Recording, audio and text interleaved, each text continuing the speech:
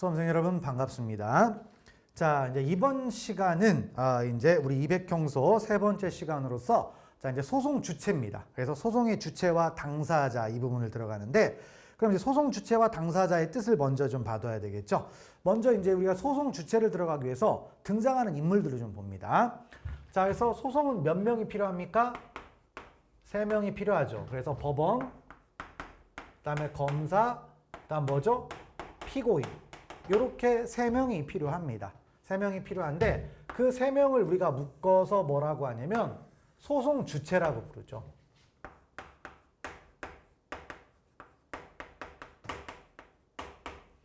자, 소송의 주체는 법원, 검사, 피고인 이렇게 됩니다. 그래서 자, 이렇게 이제 법원, 검사, 피고인이 되는 거고, 그 다음에 이 중에 딱 떼서 이 검사와 피고인을 떼어내서 뭐라고도 부른다? 바로 당사자라고도 부르는 거죠. 당사자. 그래서 등장하는 인물이 이렇게 되는 거고요. 근데 여기서 또 끝나는 게 아니라, 자, 검사하고 이제 같이 뭐죠? 이제 사경이 등장할 수가 있겠죠. 뭐 검찰 사무관이라고 해도 되고. 그래서 그다음에 여기는 이제 뭡니까? 뭐 변호인도 있을 수가 있겠고, 그다음에 뭐 보조인도 있을 수가 있을 겁니다.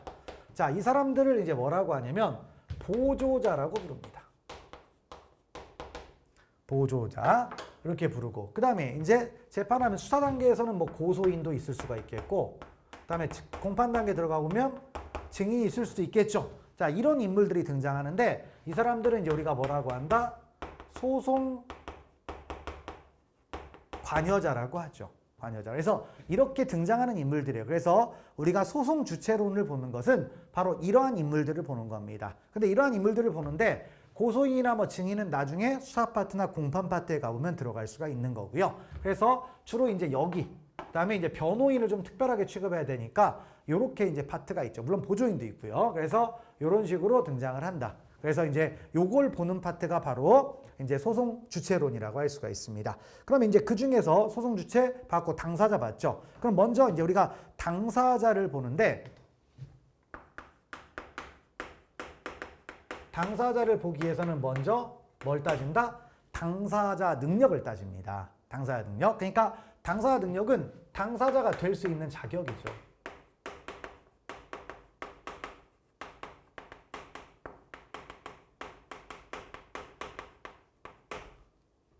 그렇죠? 당사자가 될 수 있는 법률상의 뭐다? 자격을 당사자 능력이라고 하는데, 검사의 당사자 능력이 문제되는 일은 없을 겁니다. 왜냐하면 법률에 정해지는 거니까요. 그러면 다시 말하면 결국엔 당사자가 될 수 있다고 하는데 피고인이죠. 그러니까 당사자 능력은 다시 말하면 이겁니다. 과연 누가 피고인이 될 수 있는가?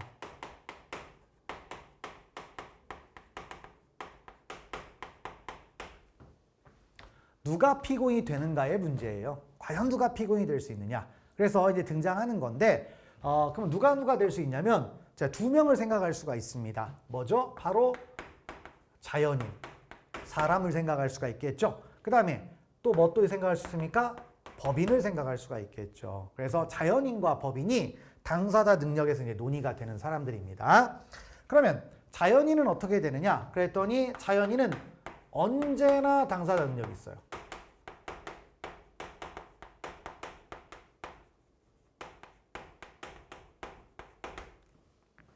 자연인은 뭐다? 언제나 당사자 능력이 있습니다. 언제나. 그러니까 심신상실자로 당사자 능력이 있고요. 형사 미성년자 당사자 능력이 있습니다. 그러면 이제 여러분들이 형사 미성년자라고 하게 되면, 아니면 심신상실자라고 하게 되면 어떻게 된다? 무죄가 나오는데 왜 당사자 능력이 있느냐? 무죄도 법정에 들어가야 되죠. 그러니까 지금 여기 우리가 당사자 능력은 피고인이 될 수 있는가는 법정에 설 수 있는가예요.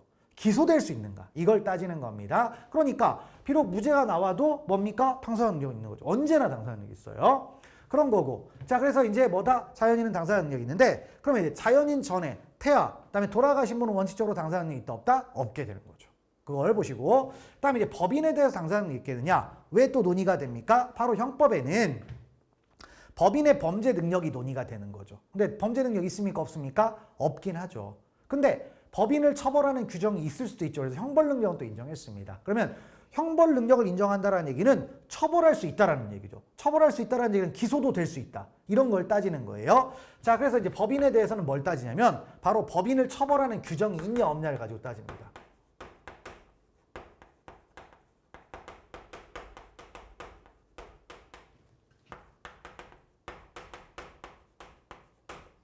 그다음에 법인을 처벌하는 규정이 없는 경우죠.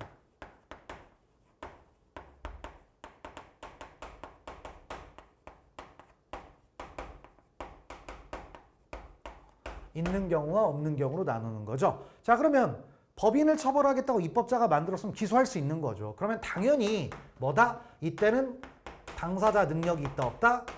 당연히 있죠. 근데 이제 법인을 처벌하는 규정이 없을 때는 어떻게 될 것인가? 여기는 견해들이 있습니다. 당사자 능력 긍정설과 당사자 능력 부정설이 있어요. 근데 현학적인 얘기다 보니까 그냥 이 정도까지만 알고 있으면 되겠습니다. 그래서 당사자 능력, 자연인, 법인 이렇게 따져봤는데 그러면 일단 이따가 언제 당사자 능력이 소멸하느냐 이걸 또 따져봐야 되겠죠. 자, 그러면 당사자 능력이 소멸하는 시점이 있는데 자, 자연인은 언제 소멸합니까? 돌아가시면 당사자 능력은 없어지는 거죠. 그 다음에 법인에 대해서는 언제 당사자 능력이 소멸하느냐 뭐 이걸 따지는데 법인은 이제 존속하지 아니하게 된 경우죠. 법인이 존속하지 않는 건데 그럼 존속하지 않는 건 해산하거나 합병된 걸 얘기할 수가 있습니다. 일단 이렇게 된다. 이거를 파악하시고요. 가시면 되겠습니다. 자, 그래서 일단 내용은 일단 요거예요. 그리고 이제 판례들이 이제 등장을 하는데 그건 잠깐 이따 하도록 하겠습니다. 그래서 60번을 먼저 보도록 하죠. 피고인의 당사자 능력 옳지 않은 것 있는데 심신상실자는 당사자 능력이 없다? 아니죠. 무조건 있다고 했습니다. 무조건 다 있다. 자, 이런 거 있고 당사자 능력은 소송 조건이에요. 근데 이제 소송 조건은 어떻게 따지느냐? 소송 조건은 소송의 개시, 유지, 발전에 필요한 조건 나중에 배우는데 미리 간단하게 스포를 하면요. 소송 조건은요. 원칙은 전부 다 직권조사입니다.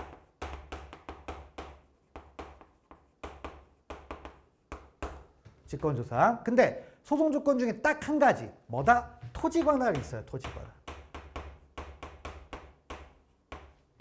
토지 관할은 뭐다? 피고인의 신청이 있어야만 판단하는 겁니다.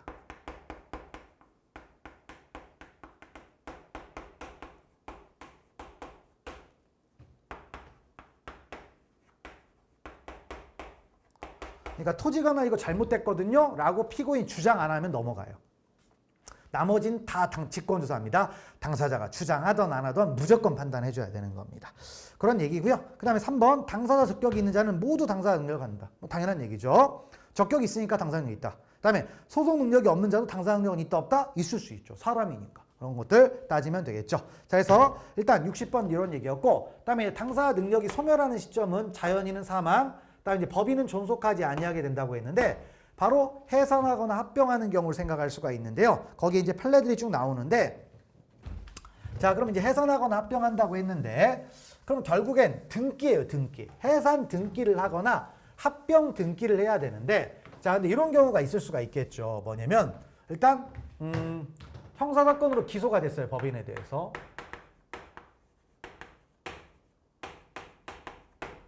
기소를 했는데 자, 법인의 대표가 이거 처벌받을 것 같으니까 재판 중에 해산 등기를 해버리는 겁니다.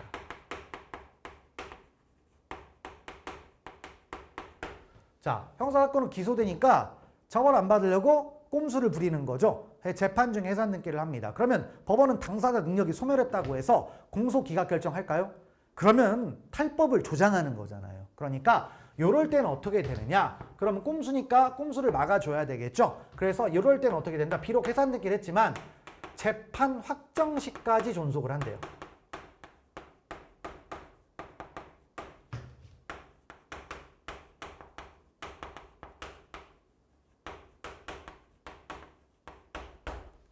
존속한다라는 겁니다. 그러니까 비록 해산 등기에서 처벌할 수가 있다라는 거죠. 그래서 존속하니까 처벌 가능하다. 이런 얘기입니다. 그리고 이제 최근에 또 진일보한 판례가 있어요. 그래서 법인은 이미 해산됐어요. 해산이 됐는데 자, 이제 해산 이전 범죄행위로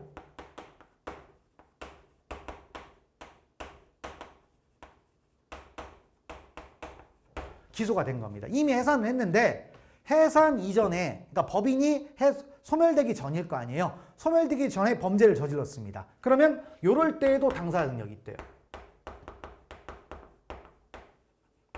이 꼼수잖아요. 그러니까 범죄 딱 저지르고 기소되기 전에 잽싸게 뭐다 해산능 깨버리면 문제가 될 거 아닙니까? 그래서 바로 해사 지전의 범죄 행위에서도 뭐다? 이것도 당사자이 있다. 청산사무가 남아있다라는 겁니다. 그래서 그렇게 판례가, 이게 최신 판례입니다. 중요한 판례가 되겠죠. 자, 그래서 61번, 62번 보겠습니다. 회사가 해산 및 청산 등기 전에 재산형에 해당하는 사건으로 소추당한 후에다가 동그라미 짓까요? 청산 종결의 등기가 경료되었다면 형사소송법상 당사 능력은 소멸하느냐? 소멸한다, 소멸하지 않는다? 소멸하지 않는다. 언제까지? 재판 확정 시까지 존속한다라는 얘기죠. 됐고, 그다음 62번. 이미 형사사건이 개시된 법인인 피의자, 피고인은 형사재판이 종료되기 전까지 당사 능력을 뭐한다? 유지한다. 원론적인 얘기죠. 반면 청산 종결 등기가 된 이후 체크할까요? 청산 종결 등기 이전의 위반 행위. 그러니까 해산 이전 범죄인 거예요. 그래서 수사가 개시되거나 공소가 제기됐습니다. 그러면 이 부분은 당사 능력이 그대로 뭐가 된다? 유지가 된다는 겁니다. 그러니까 꼼수들을 다 막겠다라는 그런 취지죠. 그래서 읽어보시면 되겠고 넘어가시면 되겠습니다. 자, 그 다음에 이제 법인의 형사 책임도요. 결국에는 개인의 형사 책임과 똑같습니다. 일신 전속적입니다. 우리 형사 책임은 일신 전속적이에요.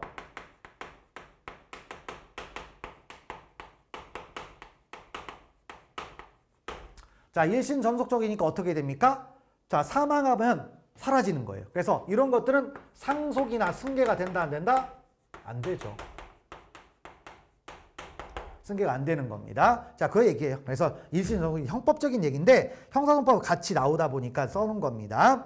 그래서 합병으로 인하여 소멸한 법인이 그 종업원 등의 위법행위에 대해 양벌 규정에 따라 부담하던 형사 책임은 그 성질상 이전을 허용하는 것이냐? 허용하지 않습니다. 이전 안 돼요. 그래서 자, 존속하는 법인에 의하여 승계되느냐? 승계되지도 않습니다. 됐고 넘어가시면 되겠고, 자, 그러면 이제 법인의 경우에 자, 이제 법인에 대해서 이제 누가 당사 능력을 갖느냐? 그러면 대표가 갖습니다. 근데 그러면 정리회사의 경우에는 관리인이 대표자가 되느냐? 이것도 이제 복합적인 얘기인데, 우리 정리회사는 법인이 더 이상 회생이 좀 어려워요. 그러면 법원에서 정리 개시 결정을 내립니다. 이제 없애겠다고. 그러면 자, 정리 개시 결정을 내리면 법원에서 한 명을 파견합니다. 관리인이라고 해서 이 사람 뭐 하는 거냐면 이제 법인의 재산 관계를 정리하는 사람이에요. 그래서 재산 관계를 정리하면 대표이사의 대표권을 그만큼을 제한하긴 하지만 관리인은 대표가 아닙니다.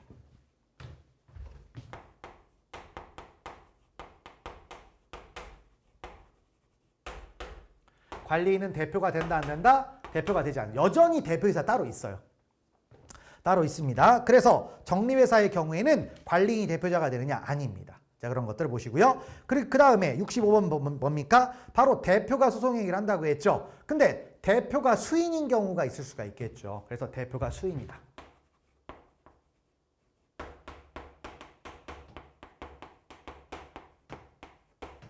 그러면 어떻게 되느냐? 그럴 때는 이제 각자가 대표합니다. 각자가 대표예요. 그래서 공동하여 대표. 좀 틀립니다. 그러니까 법이 이렇게 돼 있어요. 그래서 각자 대표는 무슨 뜻이냐면 대표가 만약에 2명이 있는데 한 사람이 법정에 가서 얘기했잖아요. 그 얘기가 실제 둘이 합의된 내용이 아니에요. 그래도 법인의 의사표시를 봐준다는 얘기고요. 공동하여 대표한다는 얘기는 둘이 합의한 내용이어야만 법인의 의사가 된다는 겁니다. 근데 각자 대표한다 이렇게 돼 있다. 그거를 알아두시면 되겠습니다. 자, 그래서 이제 당사자 능력에 대한 이야기들을 이렇게 쭉 봤습니다. 넘어가시면 되겠습니다. 자, 그리고요 이제 당사자 능력에서 이제 보셨고, 그럼 이제 그 다음에 당사자들을 보는데 당사자는 누가 있다고 했습니까? 검사와 피고인이 있다고 했죠. 근데 우리가 검사를 별로 신경 쓸 건 없어요. 그러면 누구? 피고인을 보는 겁니다. 그래서 이제 첫 번째 당사자인 이제 피고인을 한번 봅시다. 자, 피고인 있습니다. 그럼 피고인은 누구냐? 그랬더니 최대한 압축해서 얘기하면 공소 제기된 자입니다.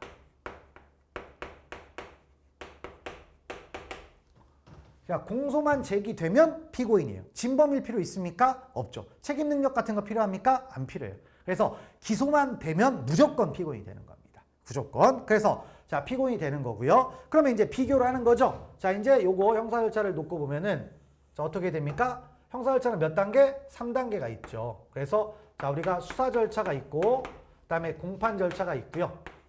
그다음 뭐가 있어요? 형, 집행, 절차가 있겠죠. 그러면 여기에 바로 수사의 대상이 된 사람을 뭐라고 부릅니까? 피의자. 그다음에 자, 공소가 제기된 사람을 뭐라고 합니까? 피고인. 그다음에 형집행의 대상이 된 사람을 뭐라고 부릅니까? 수용자. 자, 구별이 되겠죠? 그렇죠? 자, 피의자는 공소 제기 이전. 그다음 수용자는 유죄가 확정된 이후. 이런 얘기죠. 그래서 그걸 이제 구별하는 기준점은 이제 기소. 그다음에 재판이 확정됐다. 자, 이런 것들을 얘기할 수가 있습니다. 자, 그걸 알아주시면 되고, 그래서 피고인은 뭐다? 공소 제기가 되면 됩니다. 근데 여기서 가치가 논의되는 게 바로 누가 있다? 공동 피고인이라는 사람이 있죠. 피고인과 이제 구별되는 사람은 뭐가 있다? 바로 공동 피고인이 있습니다. 자, 그러면 공동 피고인은 누구냐라는 겁니다. 그래서 심판받는 피고인이 수인인 경우입니다.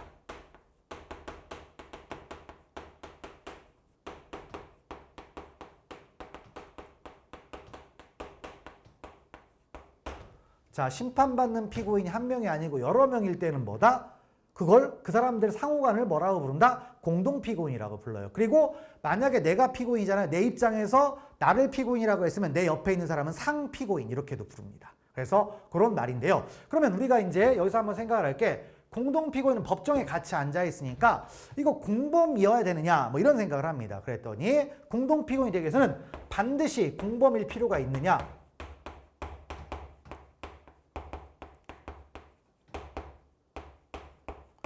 자, 공범일 필요가 없습니다. 그래서 우리가 공동 피고인을 나중에 들어가 보면 공범인 공동 피고인과 공범 아닌 공동 피고인이 나누어지는 거죠. 그래서 그런 것들을 보시고요. 그다음에 그럼 이제 공동 피고인이 되느냐 해서 했더니 뭐다 한꺼번에 기소가 돼야 되느냐? 반드시 일괄해서 한꺼번에 기소해야 되느냐?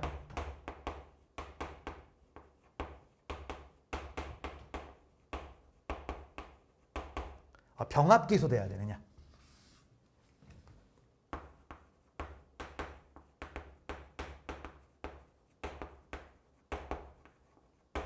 이걸 따졌죠? 그랬더니 병합 기소할 필요도 없대요. 따로따로 기소했다가 나중에 병합을 하면 된다 이겁니다. 그 다음에 또 뭐다 같은 사건 아니야 이렇게 생각할 수 있죠. 왜냐하면 하나의 편의를 위해서 하는 거니까. 그래서 우리가 이제 같은 사건을 이제 관련 사건이라는 말 쓰거든요. 그랬더니 반드시 관련 사건일 필요도 있다 없다? 없다라고 합니다.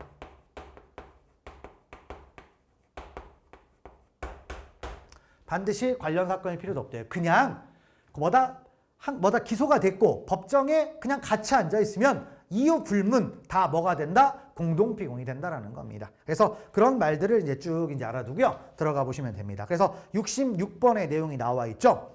자, 수인의 피고인이 동일 소송 절차에서 공동으로 심판받는 공동 피고인의 소송 관계가 성립되기 위해서는 한 개의 공소장에 의하여 일괄 기소가 돼야 된다? 일괄 기소될 필요가 없죠. 그래서 병합 기소될 필요가 없다라는 거예요. 그래서 이렇게 따로따로 간다라는 겁니다. 각자가 진행되는 거예요. 각자가. 자, 그러면 이제 이런 것들을 놓고 이제 또 들어가는 논의가 이제 일단 용어들을 이렇게 봤고요. 일단 이제 피고인과 관련해서는 무슨 논점이 나오냐면 바로 피고인의 특정에 관한 논의가 나옵니다. 하나의 논점으로서 뭐다? 피고인의 특정이라는 게 있어요. 자, 그럼 피고인의 특정은 무슨 뜻이냐면 평소에 잘 발생하는 내용이 아니에요. 그래서 자, 공소장에 기재된 피고인.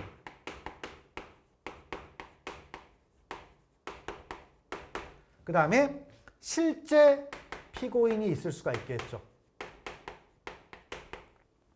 자, 이렇게 있는데 대체적으로 이 둘은 같아요. 근데 간혹가다 다르게 기재가 될 수도 있다 없다? 있죠. 다르게 됐을 때 이때 어떻게 된다? 누가 피고인이 될 수 있는가? 피고인을 정해야 된다, 안 정해야 된다? 정해야 되겠죠. 헷갈리잖아요. 그러니까 그걸 명확하게 하는 과정이 뭐다? 바로 피고인의 특정에 관한 논의입니다. 이 과정을 피고인의 특정이라고 하는데 그럼 이제 이걸 어떻게 얘기하느냐? 그랬더니 자, 판례는 뭐라고 하냐면 이렇게 부릅니다. 검사가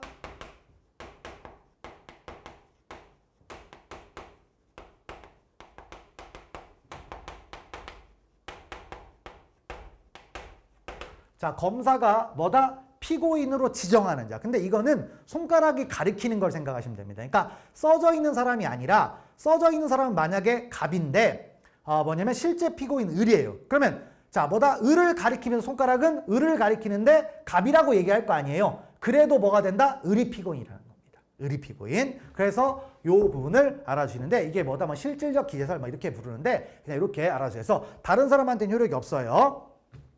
자, 그래서 그 부분이 자 67번에 나와 있죠. 그래서 검사는 공소장에 피고인을 특정한 사항을 기재하여야 하고 공소제기 효력은 피고인으로 지정한 사람이면 미친다. 이런 얘기입니다. 그러면 이렇게 피고인의 특정이 잘 일어나지 않는데 이런 경우 즉 언제 뭐다 이 부분 있잖아요. 이런 일이 벌어지는 경우가 두 가지가 있을 수가 있어요. 하나는 성명 모용. 그 다음에 두 번째는 뭐가 있을 수가 있다? 위장 출석이라는 게 있습니다. 그래서 피고인의 특정은 이걸 논의하는 파트라고 할 수가 있습니다. 성명 모용과 뭐가 있다? 위장 출석. 그러면 자 성명 모용과 위장 출석이 있는데 위장 출석은 있을 수는 있는데 판례가 나오진 않고요. 성명 모용은 실제로 판례가 있습니다. 그래서 이게 이제 중요한 내용이 되겠습니다. 자, 그래서 이제 또 역시 공간 확보를 위해서 또 잠깐 지워서 우리 성명 모용을 한번 들어가 보도록 합시다.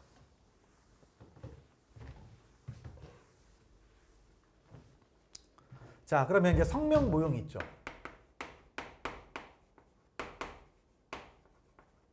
자, 성명 모용은 일단 누가 있다? 모용자가 있습니다.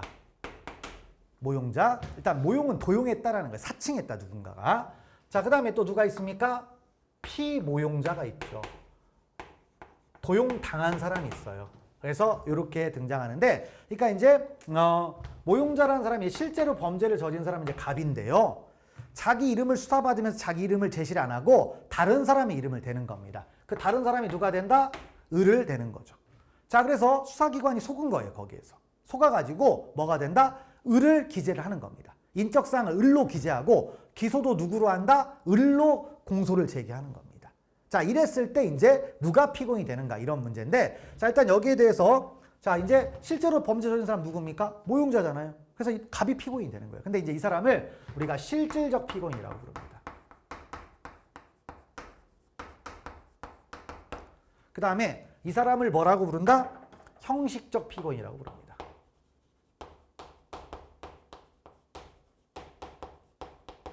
형식적 피고인 이렇게 불러요. 그러면 누가 피고인입니까? 실질적 피고인이죠. 이 사람이 피고인이 되는 겁니다.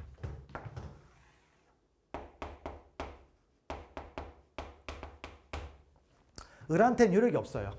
을한테는 효력이 없다. 그래서 이걸 성명모용이라고 부릅니다. 자, 그러면 성명모용이 이제 있습니다. 있으면 일단 효력은 누구한테 발생한다? 갑에게 발생합니다. 모용자인. 근데 이제 문제는 기재는 을로 돼 있잖아요. 그럼 이걸 해결해야 되겠죠. 그래서 성명모용을 이제 처리하는데 해결을 어떻게 하느냐?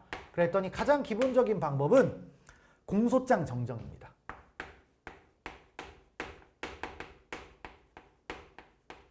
공소장 정정 어려운 거 아니고요. 정정은 두 줄 쫙 긋고, 그러니까 을로 써 있잖아요. 을에다가 두 줄 쫙 긋고 갑으로 바꿔주면 돼요. 그러면 중요한 절차입니까? 중요한 절차가 아닙니까? 중요한 절차가 아니죠. 그래서 공소장 변경이 아니기 때문에 법원의 허가가 필요가 없습니다. 그래서 공소장 정정입니다. 변경 아니에요. 이렇게 해결하면 돼요. 이렇게 해결하면 되는데 이제 이걸 가지고 두 가지 이제 논점이 있을 수가 있습니다. 어떤 거냐? 타이밍이에요. 타이밍. 그래서 일단 첫 번째는 뭐냐면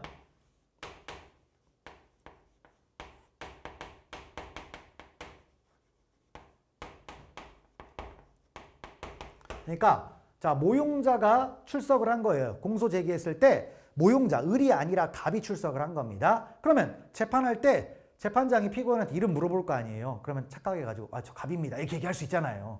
걸린 거예요. 삑사리 나서 걸린 겁니다. 그러면 이제 어떻게 할 것인가? 이 부분입니다. 그러면 어떻게 한다? 이렇게 하면 돼요. 기본적으로 해결은 어떻게 한다? 공소장 정정을 하면 된다. 그리고 법원 허가 받는다, 안 받는다? 안 받죠.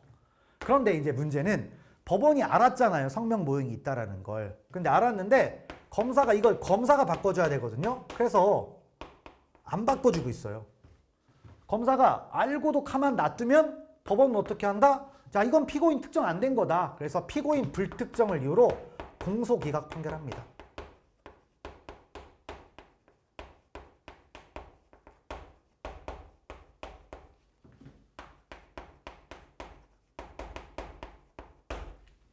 피고인이 특정되지 않았다라는 이유로 무슨 재판을 한다? 공소기각 판결을 합니다.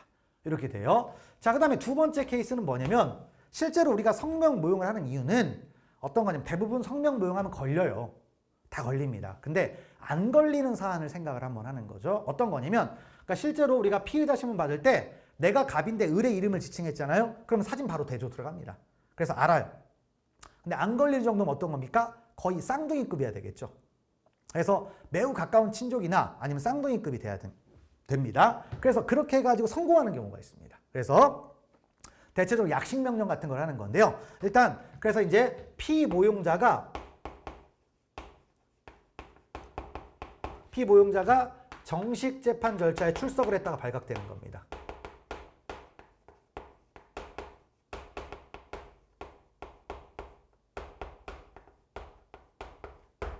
발각이 되는 거예요. 그러니까 뭐냐면 피모용자의 이름을 대가지고 뭐 하냐면 그러니까 자기가 전과자다 보니까 전과가 없다라는 걸 하기 위해서 을을 들이대는 거죠. 근데 수사기관이 속았어요. 그럼 전과가 없으니까 간단하게 할 거 아니에요. 대체 어떤 사건이냐?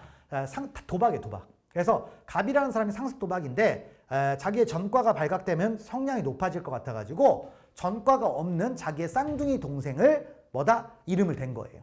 그렇게 하니까 전과가 없으니까 도박을 했으니까 도박은 벌금형이거든요. 단순 도박은. 그러니까 약식명령을 받아요. 그럼 약식명령을 받고 피모용자한테 약식명령이 송달이 되는 겁니다. 송달이 되면 알겠죠. 갑이 한 거네. 근데 자 전과까지 받을 수는 없잖아요. 그래서 이렇게 출석을 했다 발각이 되는 경우가 있습니다. 그러면 어떻게 되느냐? 일단 피모용자. 지금 이 사람은 엄청 불안하잖아요. 그 다음에 이제 모용자. 이렇게 있을 수가 있는데 자 그럼 피모용자한테는 어떻게 하느냐? 이 사람 법정에 나올 필요가 없는 사람이잖아요. 진짜 피고인이 아니니까. 그래서 자 327조 2호를 유추 적용해서 공소기각 판결로 절차에서 배제한대요.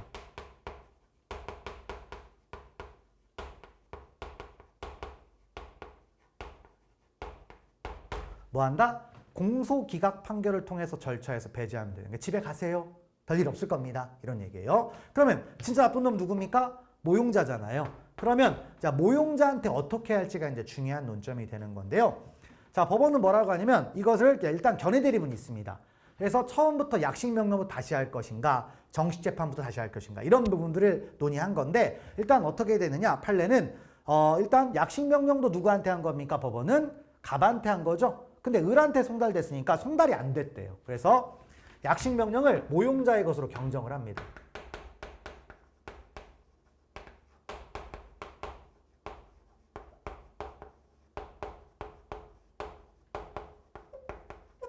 경정을 하고 자 모용자에게 송달하면 끝난대요.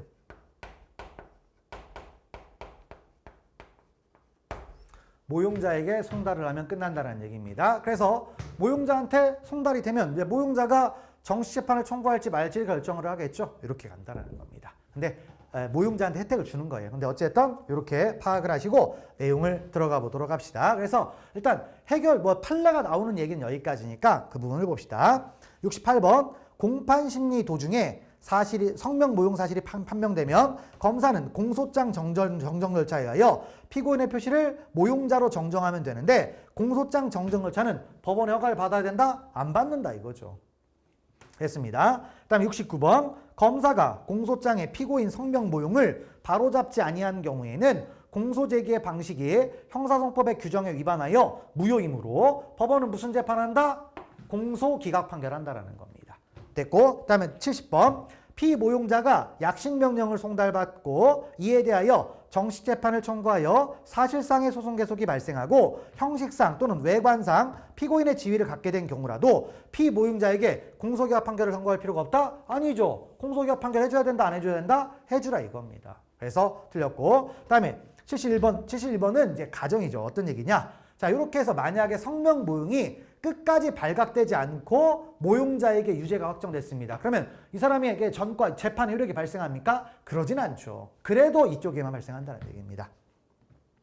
자 그래서 법원이 성명 모용 사실을 알지 못하여 외형상으로는 피모용자에 대해 유죄 판결을 선고받거나 판결이 확정되어도 그 판결 효력은 모용자에게만 미치고 피모용자에게는 효력이 있다 없다? 없다라는 거죠. 이렇게 가게 돼 있다. 자, 그리고 이제 72번은 이런 문제도 나오죠. 그래서 읽어보시면 공판 심리 중 성명 모용 사실이 밝혀지면 검사는 뭘 해야 돼요? 공소장 정정 절차를 가는 거죠. 정정 절차에 의하여 피고인의 표시를 바로잡아야 한다. 만약 검사가 그 모용 관계를 바로잡지 아니한 경우, 자, 이는 뭐다? 적법한 공소제의가 있다 없다? 없죠. 피고인 불특정을 이유로 무효가 되는 거예요. 자, 그래서 없는 경우이므로 자, 판결로서 공소를 기각하다. 결정 아닙니다. 공소기각 판결입니다. 그래서 그런 얘기들이 이제 성명 모용에서 등장합니다. 자, 이 부분을 알아두시면 되겠고요. 그다음에 시험에 거의 나오지 않지만 위장 출석이라는 것도 간단하게 한번 언급을 하고 가도록 하죠.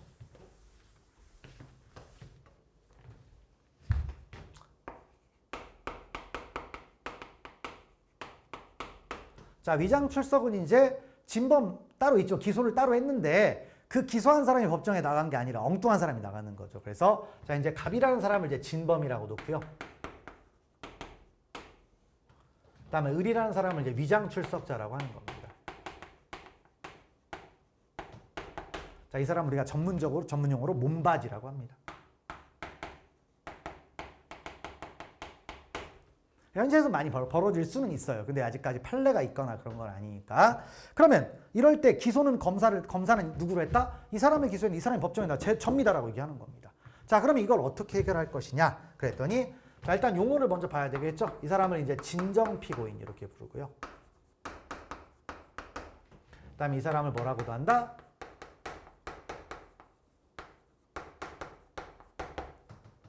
부진정 피고인이라고 합니다. 근데 이제 요즘은 성명 모용하고 같이 혼용해서 씁니다. 그래서 이걸 실질적 피고인이라고도 하고요. 그다음에 형식적 피고인이라고도 하면 되겠습니다. 이렇게 돼요. 자, 그러면 이제 위장 출석이 발각이 됐습니다. 그럼 발각되면 어떻게 됩니까? 지금 법정에 누가 나와 있어요? 을이 나와 있죠? 을을 절차에서 배제시키는 겁니다.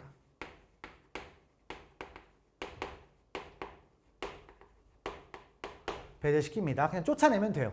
쫓아내면 되는데 뭐 위계한 공직방 정도 생각을 하시면 되겠죠. 자, 그래서 을은 절차에서 이제 배제를 시키는 건데, 근데 판례가 없다 보니까 견해 대리분이 있어요. 공소기각 판결을 요한다, 판결을 요하지 않는다. 큰 의미는 없고요. 그 다음에 이제 뭡니까? 포인트는 이제 뭐예요? 갑을 소환해서 절차를 진행하면 되는 거죠.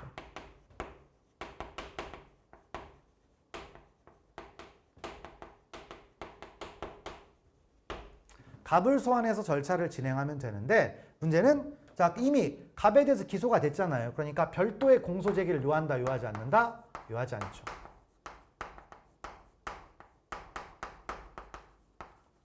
별도의 공소 제기를 하지 않습니다. 이미 공소 제기된 거예요. 그래서 자, 위장 출석이라는 말은 이런 말입니다. 가볍게 한번 정리 한번 하시고요. 넘어가시면 됩니다.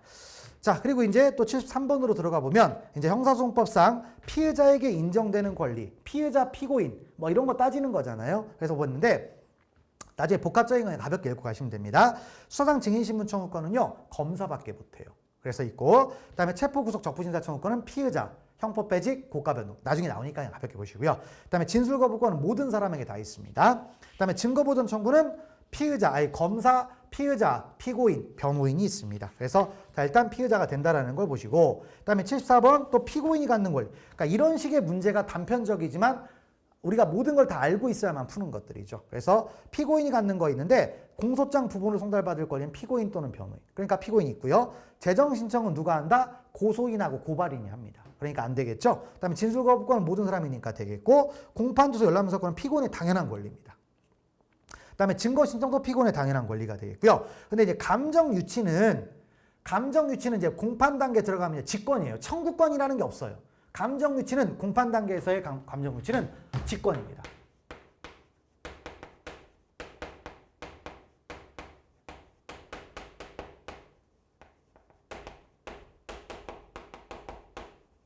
그 다음에 수사 단계에서의 감정 유치는 검사의 신청 청구가 있어야 되죠.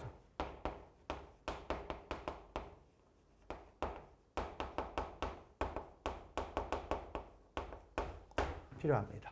피고인은 없어요. 여기는 수사 단계니까 피의자잖아요. 그러니까 그런 부분들을 보시면 되겠죠. 그래서 자, 4개가 대비된다. 뭐 이런 것들을 보시고 넘기시면 되겠네요. 자, 그래서 이제 어떤 그 피고인의 특정과 관련된 이야기들, 피고인의 권리들을 이렇게 보셨고요. 그 다음에 이제 피고인에게 매우 중요한 권리. 피고인은 어쨌든 무기평등의 원칙을 실현하고 약자다 보니까 피고인을 보호하기 위해서 여러 가지 권리들을 보장을 해주고 있습니다. 그래서 우리 형사소송에서는 뭐가 있다? 무죄 추정, 그 다음에 진술거부권, 그 다음에 접견교통권 이런 게 있는데요. 접견교통권 수사 파트에서 따로 배우는 거니까 자, 진술거부권 무죄 추정을 보는데요. 먼저 무죄 추정, 양이 좀 적으니까 무죄 추정부터 들어가 보도록 하겠습니다.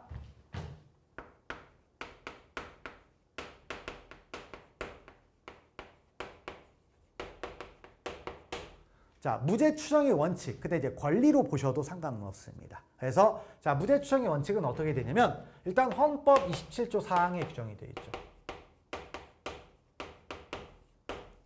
헌법 27조 4항에 규정이 되어 있는데 자, 이렇게 되어 있습니다. 형사 피고인은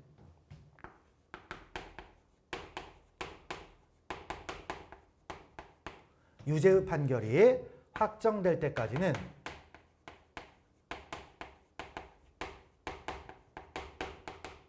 자, 뭐가 된다? 무죄로 추정이 됩니다.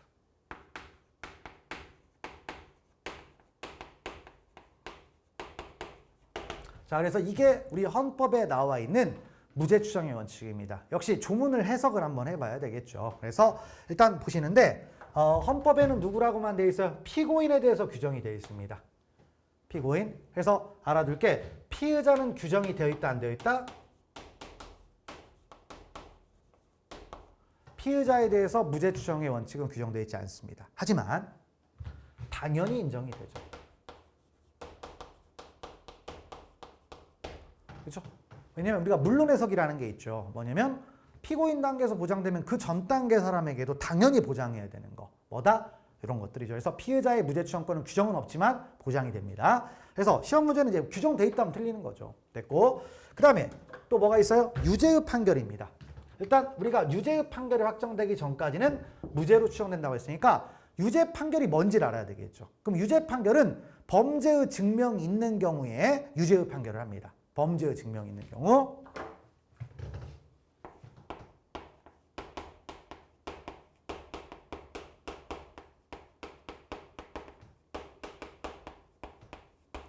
자, 범죄의 증명이 있으면 유죄의 판결을 하는데요. 그럼 그 유죄 판결의 종류에는 뭐가 있느냐? 그랬더니 자, 일단 이런 게 있어요. 형 선고 판결, 그 다음 뭐다? 형 면제 판결, 그 다음 또 뭐가 있다? 선고 유예 판결이 있죠. 이런 것들이 이제 바로 유죄의 판결입니다. 형 선고 판결, 형 면제 판결, 선고 유예 판결, 그리고 집행유예는 형 선고 판결이에요. 그래서 이런 것들입니다. 그러면 이런 것들이 확정이 돼야만 무죄 추정이 깨질 거 아니에요? 그럼 이런 재판이 아니면, 즉 유죄의 판결이 아니라고 하게 되면 여전히 무죄 추정은 유지가 되겠죠. 그래서 뭐냐? 예를 들어서 무죄 판결이나 아니면 뭐 공소 기각 판결이나 아니면 면소 판결 있죠? 자, 이런 것들은요, 뭐가 된다? 유죄가 아니잖아요. 유죄 판결이 아니기 때문에 뭐가 된다? 아무리 확정돼도 여전히 무죄 추정은 유지가 되는 겁니다. 그런 것들을 보시고, 그 다음에 자, 이제 뭐죠? 확정될 때까지라고 했는데 이 확정이라는 말은 뭐냐면 통상의 방법에 의해서는 더 이상 불복할 수 없는 경우죠.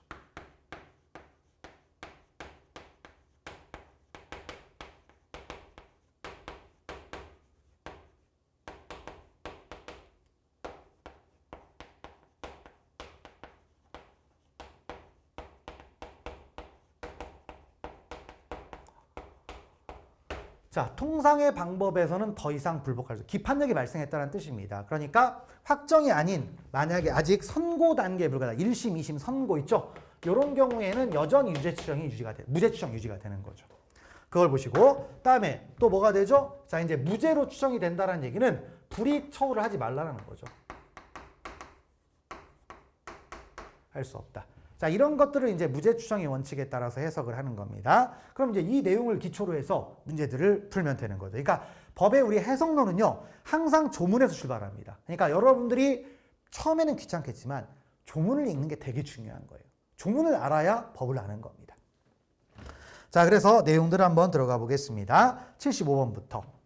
무죄 추정의 원칙은 수사를 하는 단계뿐만 아니라 판결이 확정될 때까지 형사 절차와 형사 재판 전반을 이끄는 대원칙이고, 의심스러우면 피고인의 이고라는 오래된 법원에 내포된 이러한 원칙은 우리 형사법에 기초를 두고 있다. 당연한 얘기죠. 원론적인 얘기였고요. 그 다음에 76, 77번 보시면 묶어놓고 똑같은 얘기입니다. 이 무죄 추정의 원칙은 비단 형사소송 절차에만 들어가겠습니까? 아니죠. 뭐다? 불이익죠. 무죄로 추정되니까 모든 영역에서 무죄 추정이 적용되는 거죠. 자, 그래서 무죄 추정의 원칙은 형사 절차뿐만 아니라 기타 일반 법생활 영역에서의 기본권 제한과 같은 경우에도 적용이 된다. 그리고 자, 무죄 추정을 통해 금지되는 불이익한 처분에는 형사 절차상의 처분뿐만 아니라 그 밖의 기본권 제한과 같은 처분에 의한 뭐다? 불이익도 포함이 된다라는 얘기죠. 됐고, 자, 그 다음에 78번은 뭐예요? 무죄 추정이니까 함부로 유죄 판결하면 안 되겠죠? 그래서 형사소송에 우리 증거재판주의를 선언하고 있는데 307조 2항에 들어가 보면 합리적인 의심의 여지가 없는 정도의 증명에 이르러야만 유죄를 판결할 수 있다. 이렇게 되어 있어요. 다 무죄 추정을 반영한 겁니다. 자, 그래서 무죄 추정의 원칙에 따라 형사재판에서 유죄의 인정은 법관으로 하여금 합리적인 의심을 할 여지가 없을 정도로 공소사실이 진실한 것이라는 확신을 가지게 하는 증명력을 가진 증거여야 한다. 이런 말이다라는 겁니다. 그걸 보시고요. 그 다음에 이제 79번부터는 바로 이제 무죄 추정의 원칙과 관련된 사례들이 등장하는 겁니다. 그래서 첫 번째 가보시면 공소장에 공소사실 첫머리에 피고인이 전해받은 소년부 송치처분을 기재해. 여기까지 있습니다. 그럼 이게 무엇에 관한 이야기냐면 나중에 들어가 보면 우리 공소장 일본주의라는 게 있어요.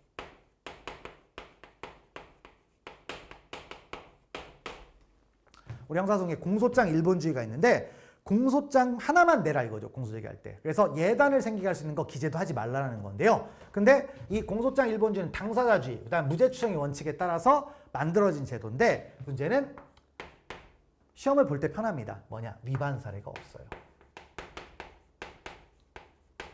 대법원 판례 중에 아직까지 위반 사례가 없습니다. 그러니까 자, 뭐예요? 공소장에 공소사실 첫머리에 피고인이 전해받은 소년부 송치처분을 기재했습니다. 자, 무죄 추정 원칙에 위반된다 안 된다? 안 되죠. 그런 것들을 보시고요. 자, 그 다음에 자, 이제 무죄 추정을 따지다 보니까 구속수사다, 불구속수사다. 불구속수사가 원칙이죠. 근데 구속했다고 꼭 위법입니까? 아니죠. 필요하면 구속할 수 있는 거예요. 그래서 실제로 구속과 무죄 추정은 관계가 없어요. 그러니까 해석을 그렇게 하면 되는 겁니다. 그래서 80번, 81번까지 형사소송법상의 구속기간은 헌법상의 무죄 추정의 원칙에서 파생되는 불구속 수사 원칙에 대한 예외로서 설정된 기간이다. 뭐 그냥 가볍게 보시고, 다음 81번 파기환송을 받은 법원이 피고인 구속을 계속할 사유가 있어. 자, 체크할까요? 구속기간 갱신. 그 다음에 피고인을 계속 구속합니다. 위반됩니까? 안 되죠. 넘어가시고요. 다음 82번 이제 같이 좀 보는데, 자, 82번은 이제 몇 개를 좀 보는데요. 바로 우리가 무죄 추정의 원칙에 따라서 자, 이제 공무원 이제 불이익한 처분을 하면 안 되잖아요. 근데 이제 이런 게 있죠. 형사 사건으로 기소된 공무원이 있습니다.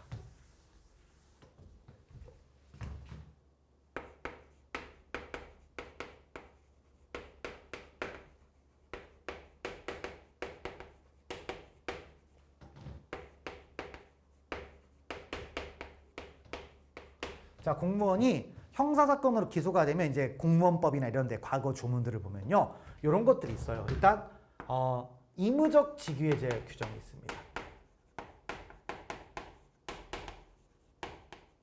그 다음에 필요적 직위해제가 있어요. 각각의 법들이 이렇게 돼 있다는 거죠. 자, 그러면 의무적 직위해제는요. 말 그대로 직위해제 할 수 있다. 그 다음에 이쪽은 뭐예요? 하여야 한다. 그렇죠? 근데 우리가 기소가 됐다는 얘기는 아직 멀었어요. 유죄가 나오려면 아직 멀었죠? 무죄 추정을 해야 되니까. 자, 이 부분은 뭐가 됩니까? 무죄 추정의 원칙에 위반됩니까? 위반되지 않습니까? 위반되지 않죠. 그래서 합헌. 그죠? 근데 필요적 직위해제는 뭐가 됩니까? 아, 이건 아니죠. 그래서 위헌. 이렇게 나온 거죠. 그런 거고요. 그 다음에 이제 여기서 기소가 됐을 때 이제 뭐냐면 유죄가 확정되기 전이라도 징계 혐의가 있다고 징계 처분을 내립니다. 징계 처분. 기소가 됐을 때 자체 조사를 통해서 비위가 인정이 돼서 징계 처분을 내립니다. 이건 뭐예요? 합헌입니다. 왜냐하면 유죄와 상관이 없는 거예요. 자체 조사를 통해서 했기 때문에 그런 게 있겠고요. 그 다음에 또 이제 이런 게 있습니다. 자, 이제 형사 사건으로 기소된 공무원에 대해 변호사에 대해서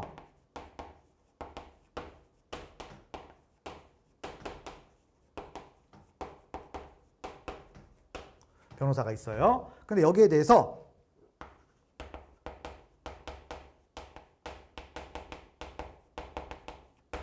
법무부 장관의 임의적 업무 정지 명령이 있어요.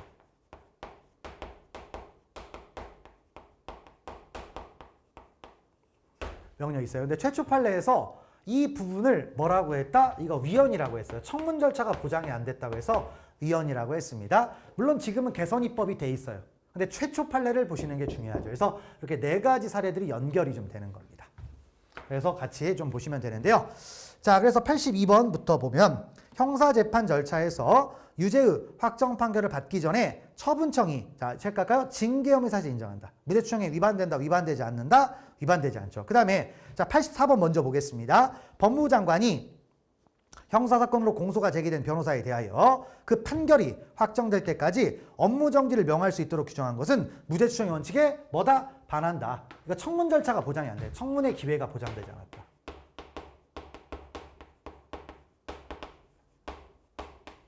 가서 변명할 기회를 줘야 되는 그런 거 없다라는 거죠. 자, 됐고 넘어가시고 그 다음에 85번 가보시면 구사립학교법이 사립학교법이 있어도 학교 교원도요 공무원에 준합니다. 그래서 형사사건으로 기소된 교원에 대하여 교원, 다음 필요적으로 직위해제 처분하도록 한 것은 무죄추정의 원칙에 뭐다? 위반이 된다. 그래서 이렇게 이제 보시고요. 그 다음에 이제 83번 있죠? 83번을 보겠습니다.